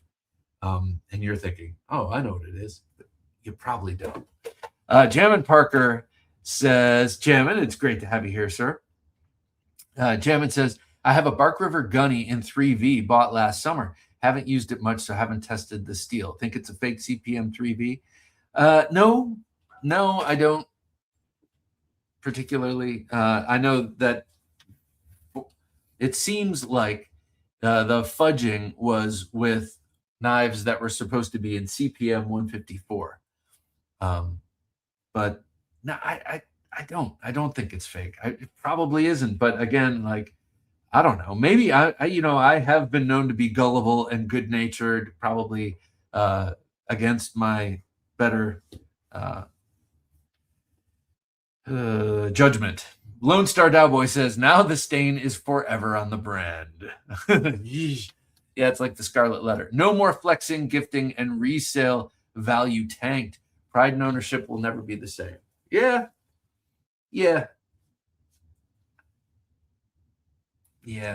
Maybe it's because mine are old and I haven't bought one in a while. I feel sad, but not as stung. Friends don't let friends attempt to survive the apocalypse with a 1095 knife. Oh, Shane, you just like to throw hand grenades into the conversation. I believe because you know what? I like 1095 and I'm a big boy. I can take care of 1095 just fine. Ryan Walker says, I believe Mike bought cheap steel for a money grab. Good for the economy. Hopefully the bunk steel is 55 hours or more. Hours? I think personally, I speculate that it was a survival move. Sometimes when people are backed into a corner, whether they back themselves in, which I've backed myself into numerous corners, nothing like this, but stupid stuff. And sometimes you do stuff out of desperation and hope. You ever see Crimes and Misdemeanors? Oh, what a great movie. But sometimes you do stuff out of desperation and then hope that it's not going to come back on you, but kind of know that it likely will. Skull EDC says, Gravy Train Outdoors posted YouTube video today showing test results. His MagnaCut Bark River is probably A8 steel. A8. A steel I've never heard of. Gravy Train Outdoors says, I have around 80 of their knives. Manach. I have some strong feelings about all of this, but with time, it will pass, and I still enjoy the knives I have. Yeah. Yep. With time, it'll pass, and you still enjoy the knives you have. 80 of their knives. That sounds like a sweet collection. Sounds like a sweet collection. Guten Morgen. Das war gut. Danke. Danke schön. Chris. Ich spreche ein bisschen Deutsch. Ein sehr, sehr wenig bisschen. Desert Trance. Good to have you here, Desert Trance. Late to the party, but I made it. Indeed, you did. Oh, I got another cool knife in my hands to show you. Michael Elliott, speaking of cool knives, designer of the, I don't have it out, of the Gunfighter Customs. Gunfighter says, I also have the Blackjack Knives Kukri 2. Oh, nice. With a set, Kukri 2, set with the Tonto Grunt instead of, okay, it's a set. I got you. The Kukri 2 with the Tonto Grunt. Nice. Sweet set.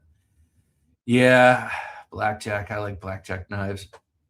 Sparky J. Nice to have you here, Sparky J. Hope it's going well for you, sir. I have a Bravo in 3V that rolled after batoning. Oh, that sucks.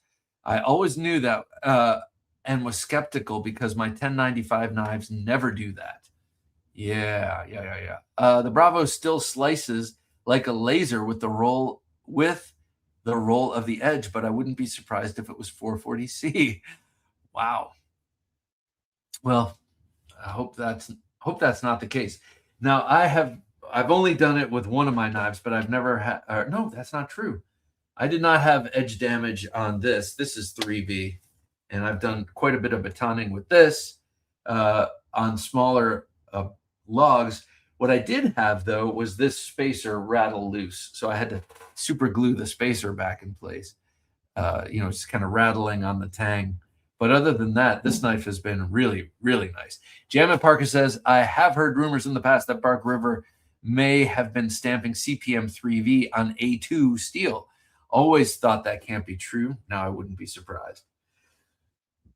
Pardon me. They have used quite an awful lot of A2. That is was their go-to steel. Yep, that's what it is on the Shining Mountain, and that's what it is on all my others besides this. Let's see. I don't know. I rubbed this off. I tried to patina this one. This was A2, and it did not. It is not a good patina steel, and it looked terrible, so terrible that I tried to take it all off, and then it's kind of stained it oddly. But this is a great little knife.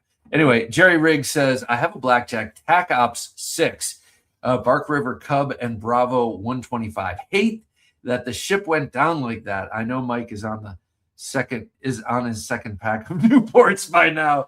Yeah, Mike is a heavy Newport smoker, and yeah, I'm sure he is. NQT 74. Nice to have you here, NQT. Good morning from Vietnam. Oh my gosh, we have Vietnam. So, okay, we have a lot of different countries here. That's awesome. Is there any reason the closure of CPM caused Mike to use the Chinese steel? I don't think so. No, I really don't think so. Of course, I don't know. I wasn't there, and I'm not Mike. That might be some excuse he might use if it were the case, but I think really he had to. He was hoping to make ends meet in a deceptive way, and it didn't work out. That's what I think. Victor said, hey fellas, hope everyone is good. Victor, it's great to have you here. What a shame.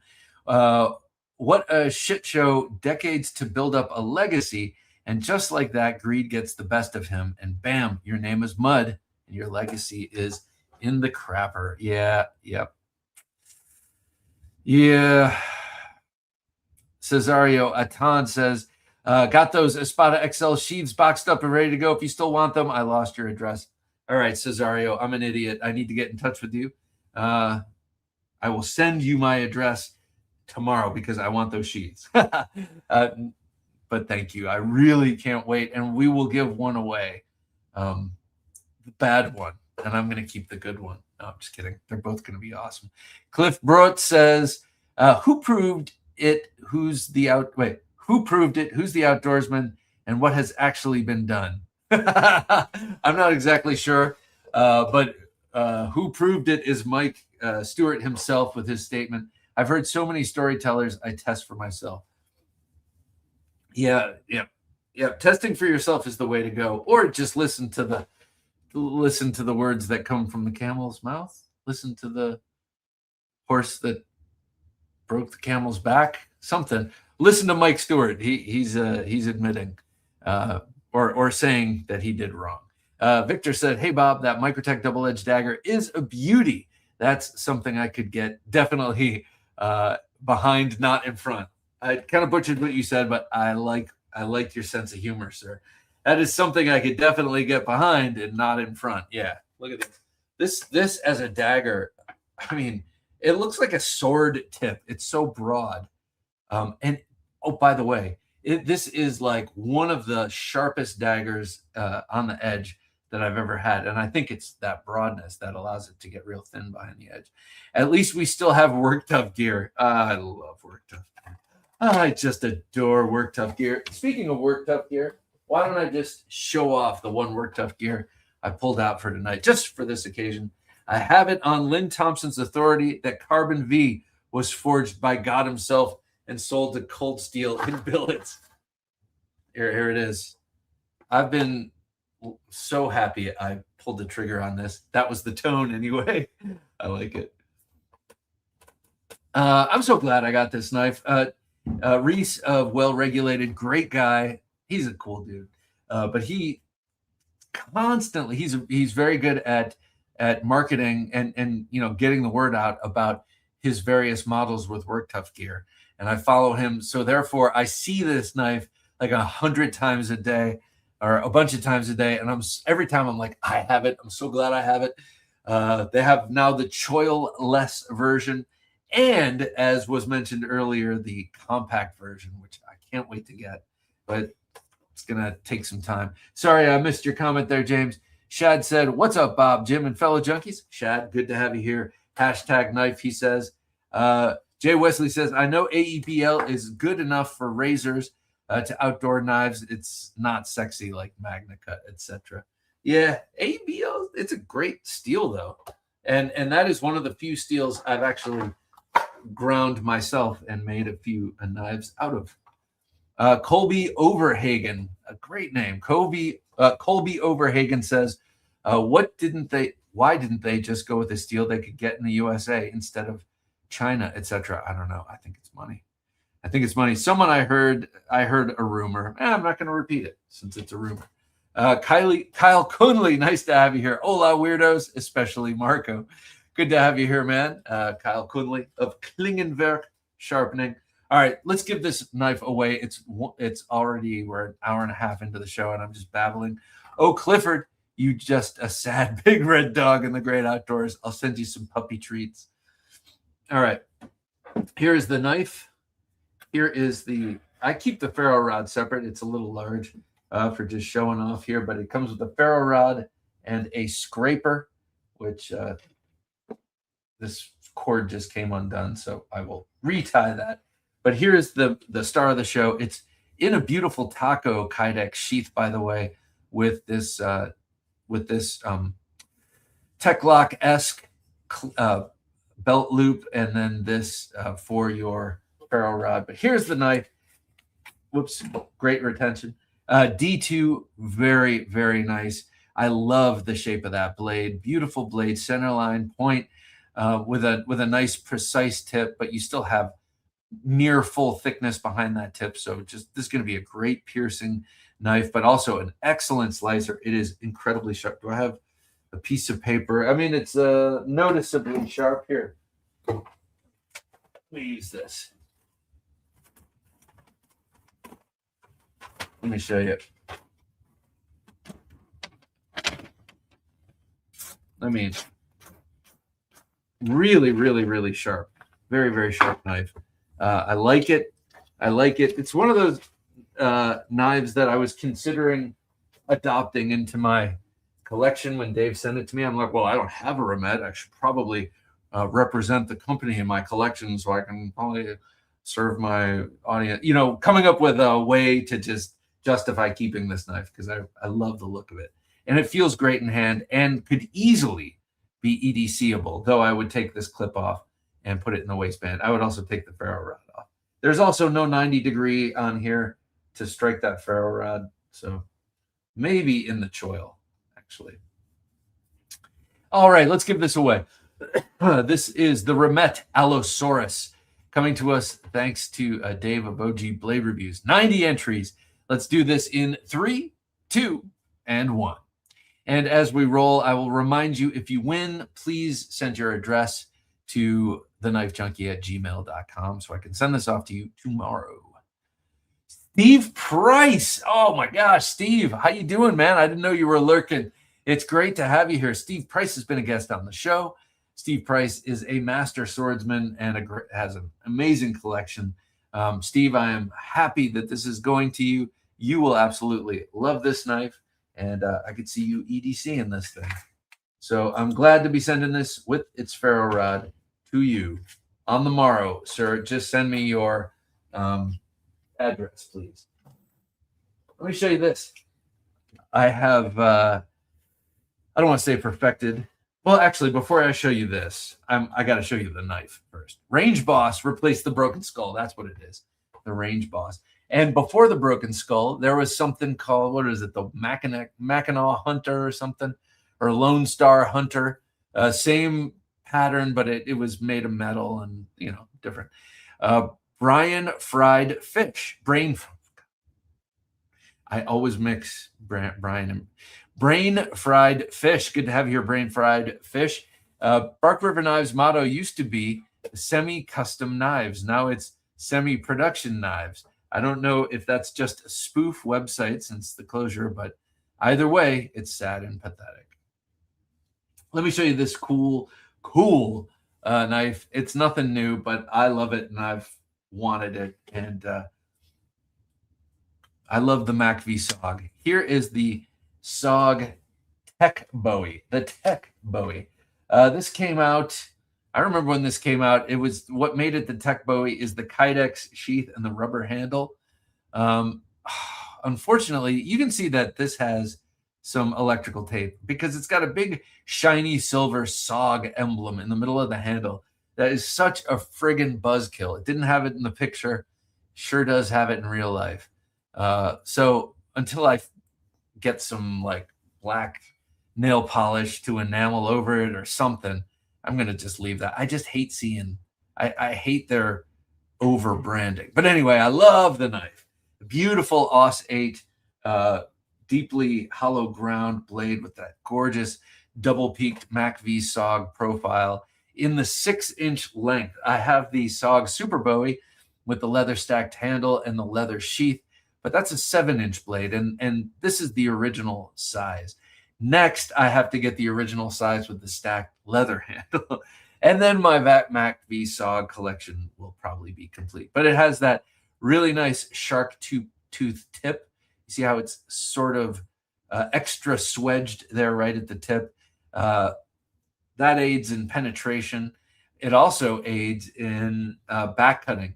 This is a small knife, but you still could whip that tip and get the back cut if you were able to pull it off. Who knows? It is a short blade, so you would really have to be sucking in your belly and extending your arm to get that. Theoretically, I don't know. I've never been in a real Bowie knife fight. I've been in sparring Bowie knife fights, but that doesn't count. Howdy all, says Split and Slice. Byron, you've been here all along. What are you saying, howdy? It's good to have you. Oh, are you saying howdy? Is that goodbye? And this guy on the edge of EDC with the cowboy hat is like, howdy is not goodbye, partner. What? Another on the edge? Well, welcome, brother. Good to meet you. Oh, interesting. Todd Carr, evening, everyone. Evening to you, Todd. Glad to have you here. I mentioned your name before, actually. Canary SK, good to have you here. Every little girl goes through a pink knife phase. Yeah, I like pink knives with black. Now, I'm a painter, or I used to be, or I'm a once and future painter. I went to art school. I had a thing about mint and pink or baby blue, anything basically with any color with white added to it offended me for a while. And I used to hate pink for that reason. And then I had daughters and I started liking pink because it was everywhere. And I like the way pink looks with black. So I have a couple of pink knives with black blades. I also like purple and black. I'm in Northern Canada, says El Diablo Handsome Devil. Is that Jean-Michel Basquiat in your avatar there? Well, greetings to you in Northern Canada. I'm in Northern Virginia, so it's good to talk to you, man. And they say that the people in the north of anywhere they're more sophisticated. At least that's what they say in Italy. Tempe Chris, nice to have you here, Chris. I've been happy with the White River Ursus Cub with leather sheath. Yes, the White River knives, man, they are they're a cool company. They do a lot of OEM stuff, and then they have their own really great looking knives. And I've never had one, but I've held them at their booth at Blade Show. And that is definitely, as I get more and more slowly into outdoor knives, I would like to check their stuff out. Sparky J says, I'm 20 minutes from Blade Show, Texas. Yikes. How do you control yourself? Creeley Blades, nice to have you here, sir. That statement about 5 operations is totally made up nonsense. By the way, sir, I saw your message to me today, and I will be getting back in touch with you tomorrow. I would love, I can't wait to talk with you. And I think your stuff looks great. I think I may have met you at Blade Show one year, and I think I may have hefted one of your shark models, but I could be wrong. But anyway, it's great to have you here, Mr. Creeley. El Diablo Handsome Devil says, if you cut a hot dog with a knife and put it beside apple pie and a Coke, you can claim made in the USA. All right, yeah. Zachary Schmid, nice to have you here, Zachary. Question, what are DLT Trading and Knife Ship Free going to do with their large inventory of BRKs? I would imagine they will sell them off. I would imagine. I don't know, but keep your eyes peeled. I'm sure they have to come out with some sort of statement and figure out a strategy for how they're going to sell them. El Diablo says, I liked your channel and bought a cold steel Taipan today after seeing your vids. El Diablo, thank you very much, man. I appreciate, first of all, the kind words about the channel, but also the Taipan is not an awesome knife. I waited decades, literally decades, two and change to buy that knife. I don't know why. At first, it was because it was too expensive for me, but then when it wasn't, I still all these other things getting in my way, distracting me. Edgy American says Hoback still has a small, loyal fan base. Okay, well, that's good because I guess that's probably how he makes his living. Hoback is still making customs and has a presence on Instagram. All right, I got to start following him. OG, Dave, you have that cool knife from him, the big one with the 4.5-inch blade, and it's kind of a leaf-shaped blade, and it's big. It's cool. What is that knife? Remind me. I'm pretty sure you got one of those. John Schaaf says all of Mike's steel suppliers cut him off, so his choice is basically Stolen Valor USA Steel. That's funny. I was about to call the show Stolen Valor. A turd sandwich labeled USDA is still a turd sandwich. Indeed. Edgy American says, if you own BRKs, you have been happy with them. No sense in changing your mind now. Waste of time. That's exactly how I feel about mine. Would it make me spurious about getting new ones? Yes, it would. Maybe. Certain models, I don't know. Maybe I'm a sucker, but Hero Stick says, been thinking about a Taipan for a while now. Gets grand reviews. It is awesome. Here's one thing though. I bought my first one. I bought them from Amazon. My first one had a totally jacked up grind. Sent it back. The second one was perfect, but the first one I was shocked at how bad the grind was. Michael's car addiction. I've been calling you Michael. I've been calling you something else. Michael's car addiction. I see it now.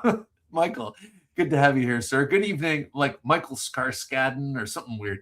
Anyway, Michael says, good evening, junkie and gang, #knife. Good to have you here, Michael's car addiction. El Diablo says, wouldn't it be fantastic if we could buy actual made in America knives, food, cars, etc.? Yeah, yep, especially the food.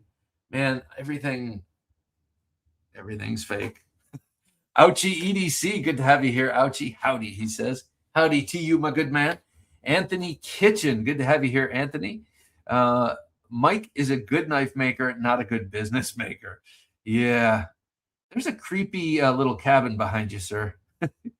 El Diablo says, I do look and try to buy USA made for sure. Yeah, I have a good amount of USA made, but I have plenty of other made. I just love knives. Smoking Rabbit EDC says, highly recommend Levi Herrick of Northern Knife Works. Oh, yeah, I follow him. Met him at Blade Show, Texas, bought a Stinger. Superb fit and finish. Stinger. I'm going to have to look that up. I know that I follow him because I'm always like, Northern Knife Works. Like, I always kind of get them mixed up with Northern Knives or think I'm about to see Northern Knives. El Diablo says, I want a 1917 Frontier Bowie. Yes, you do. Yes, you do. It will make you giggle. Jay Wesley says, gotta walk my dogs. Don't have a giveaway until I get back. Don't have the giveaway until I get back. Sorry, Wesley, it's happened. And it ain't you this week, but come back next week. We got more. Dave just keeps sending me cool knives. Gravy Train Outdoor says, the nicest Bowie I have in my collection in terms of being fast and lethal. Oh, yes, is my Lon Humphrey Bell Bowie. It's something else. That is a sweet Bowie. I think Dave has that. Dave has everything. I love carrying a larger blade, says Ira Hayes, but I also carry something smaller, like a new Sneak Reaper Elvia, for example. What a great little knife. I don't own one, but I've had two come through here. Easier to maneuver and get out when someone is on top of you. That's for sure. Also, easier just to use for common EDC chores if you gotta do it in front of people. You know, you might have this on you and have to open up your mail, so you might want to pull out the other knife just so no one around you is freaking out. James Hart says, so get the Espada XL with the 7.5-inch long blade. It will fit most pockets and is pocket deployable. It is such a great knife. Not only that, but I I posit that it would make an excellent backpacking knife because it's got so much utility and strength. If you get the G10 version, it's nice and thin, it's relatively light, and you have basically a machete once you unfold it. But it still fits in an 8.5 inch or a 9-inch length. Edgy American says, I'm simply not getting in a knife fight. Yes. Pulling your knife will be the last thing you do on this earth. Yeah, I can't. I've trained for it, but I can't pretend to know what it would feel like to be in a situation where I feel like I need to deploy my knife to save my life. An American Father says, everyone should carry a serrated folding knife everywhere, every day. Yeah, I guess I got to say, I cannot disagree with that. Though I do not abide by that, I can't disagree with that. I love spidey edges and cold steel edges. They're great. They're utilitarian, but also they're pretty good for a self-defense situation. Takar says, a knife used for self-defense without training is pretty much useless. Get proper training, and with any life-saving self-defense equipment, including pews and how to survive the associated wounds. That's a good point about the training that. But I disagree with you. I think I disagree with you on it's useless without training. I think you're 1,000% better off with training, but I don't think they're useless without training. Especially certain designs. I'm thinking of the Black Talon 2. On the Edge EDC says, been on the phone with mom, but trying to watch things. Give mom my best.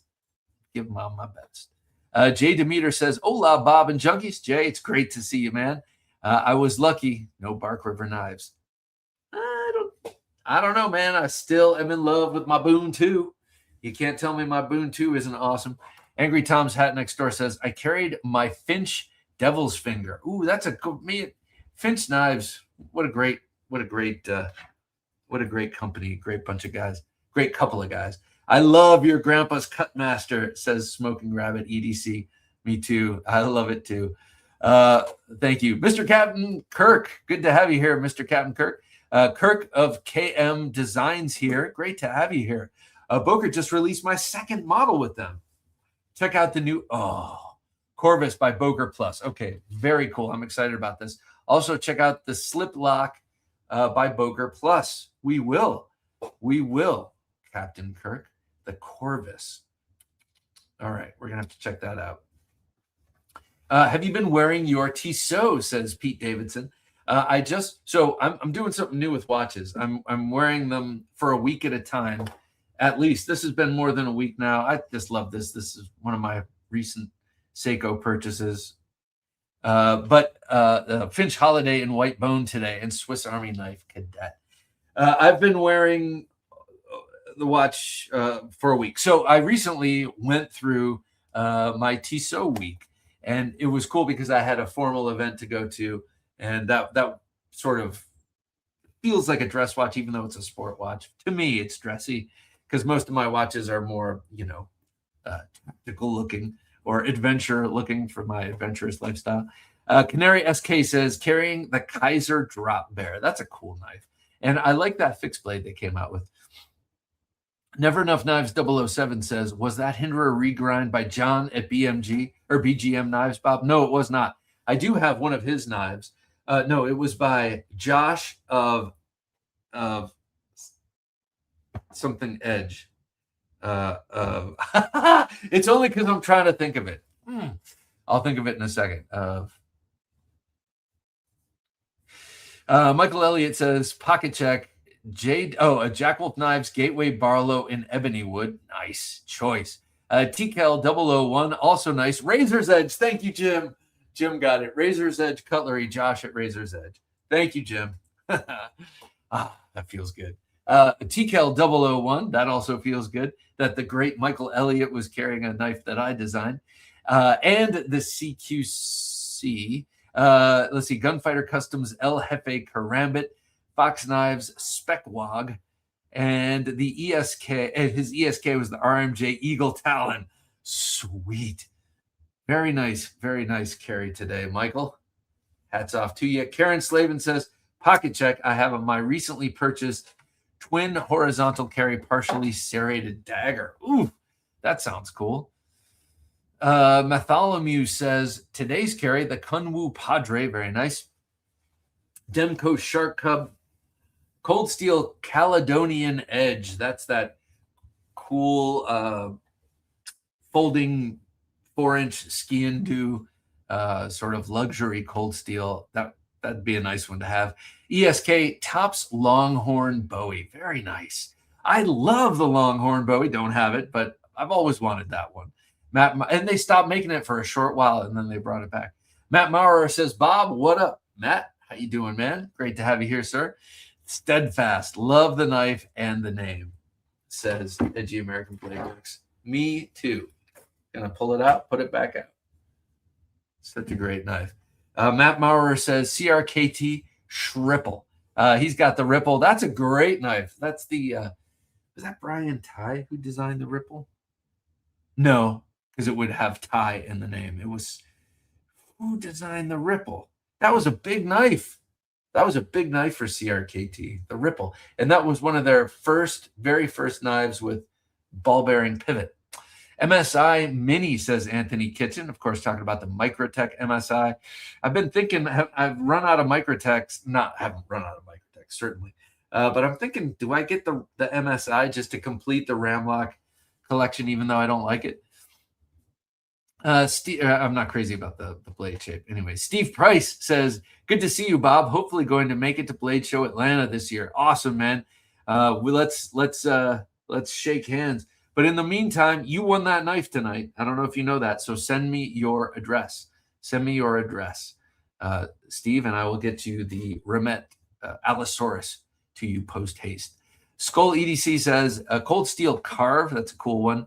The Penguin and the Jack Wolf knives Timberjack today. I love the Timberjack. I'd love a big fixed bladed version of the Timberjack. Wouldn't that be cool? The same shape blade, but like 7 inches long. That'd be sweet. Drinkwater 1776. Don't mind if I do. I still like my Bark River knives. Yep, I do too. I do too. I'm not in any way condoning bad business practices, but I still love my knives. An American Father says, I don't have too many rules that I follow when buying knives, but I do have 2 big ones. I try my hardest not to buy from communist countries or deceitful people. For some reason, before I got to communist countries, I saw Cincinnati in my peripheral, and I was like, you should watch that. A couple of Ohio boys here.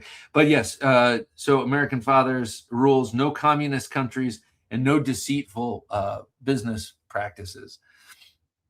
Will B says, Demco 8020 XL, Knights Element V2 Ultra Kukri folder. I love the MK Ultra. I have it out on the table. I do not. I had it out because I brought out a bunch of large folding knives, and I guess I put it back. Spyderco Military 2 Crew Carta. Pardon me. Microtech Hera 2. TKL Knives Guardian. Nightcore TAC 2 AA.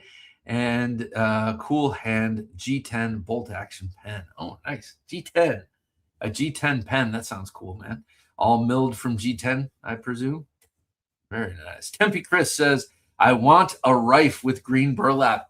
You know, Rife knives are, and I don't generally go in for, I mean, I like the kind of knife the Rife knives are, Reef knives, but I don't generally like, man, there's something like, they're just perfect to the eye.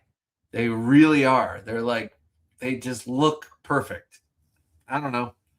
It's hard to explain. I'm just talking about the lines and the profile, but they look like they're, you know, mathematically perfect, I guess.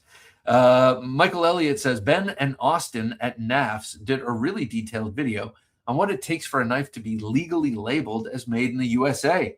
How about that? Okay, that's cool.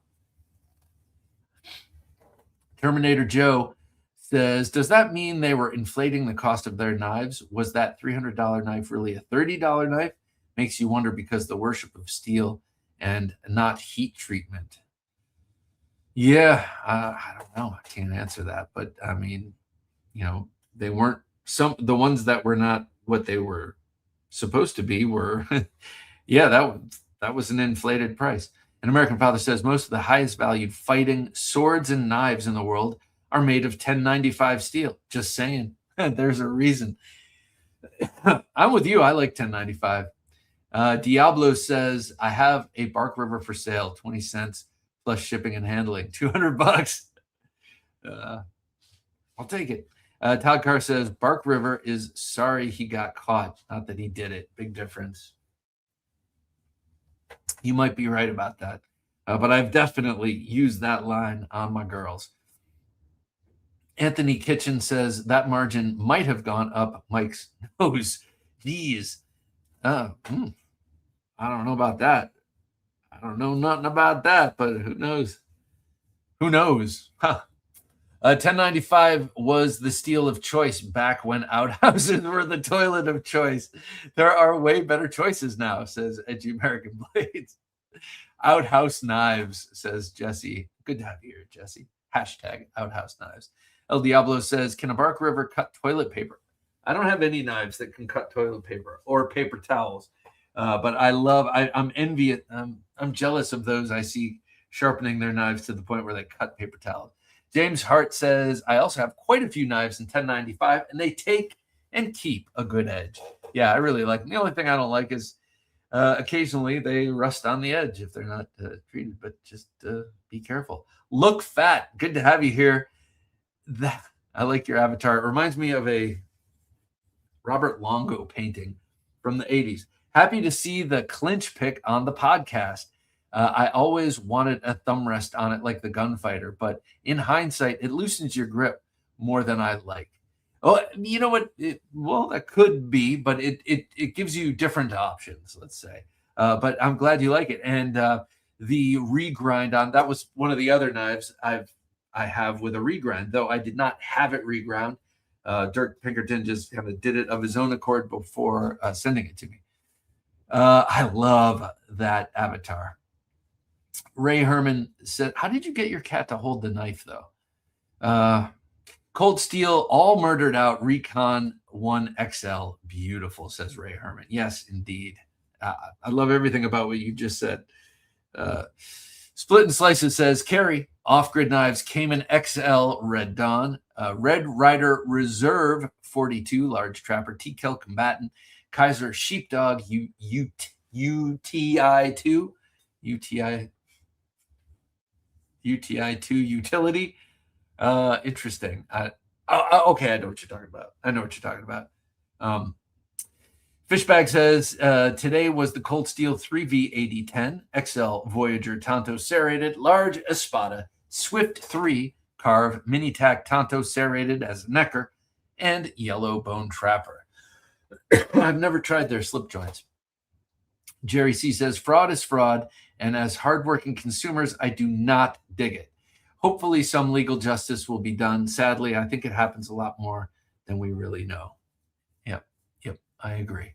Have a Knife Day says, just got off the plane. I've heard about this for the last couple of days, and it's very sad.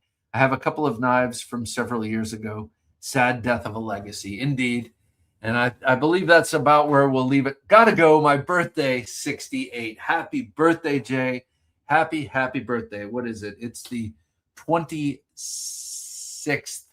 still the 26th, where you are, of March 2026. Happy birthday, my man. And I hope 68 is a great, great year for you. All right, ladies and gentlemen, that just about does it for this Thursday Night Knives. Thanks for watching. It's been a great pleasure. Always is a great pleasure. Be sure to like, comment, share the show, and subscribe if you're not subscribed. And I'll tell you why. Well, because it would be awesome if you did. But when we get to 50,000 subs, Dirk Pinkerton is making a custom knife for us to give away to all comers right here on Thursday Night Knives when we cross that 50,000 sub threshold. So you like Dirk Pinkerton? Want a custom knife from him? Subscribe. All right. For Jim working his magic behind the switcher, I'm Bob DeMarco saying until next time, thank you so much for joining the conversation, and don't take dull for an answer.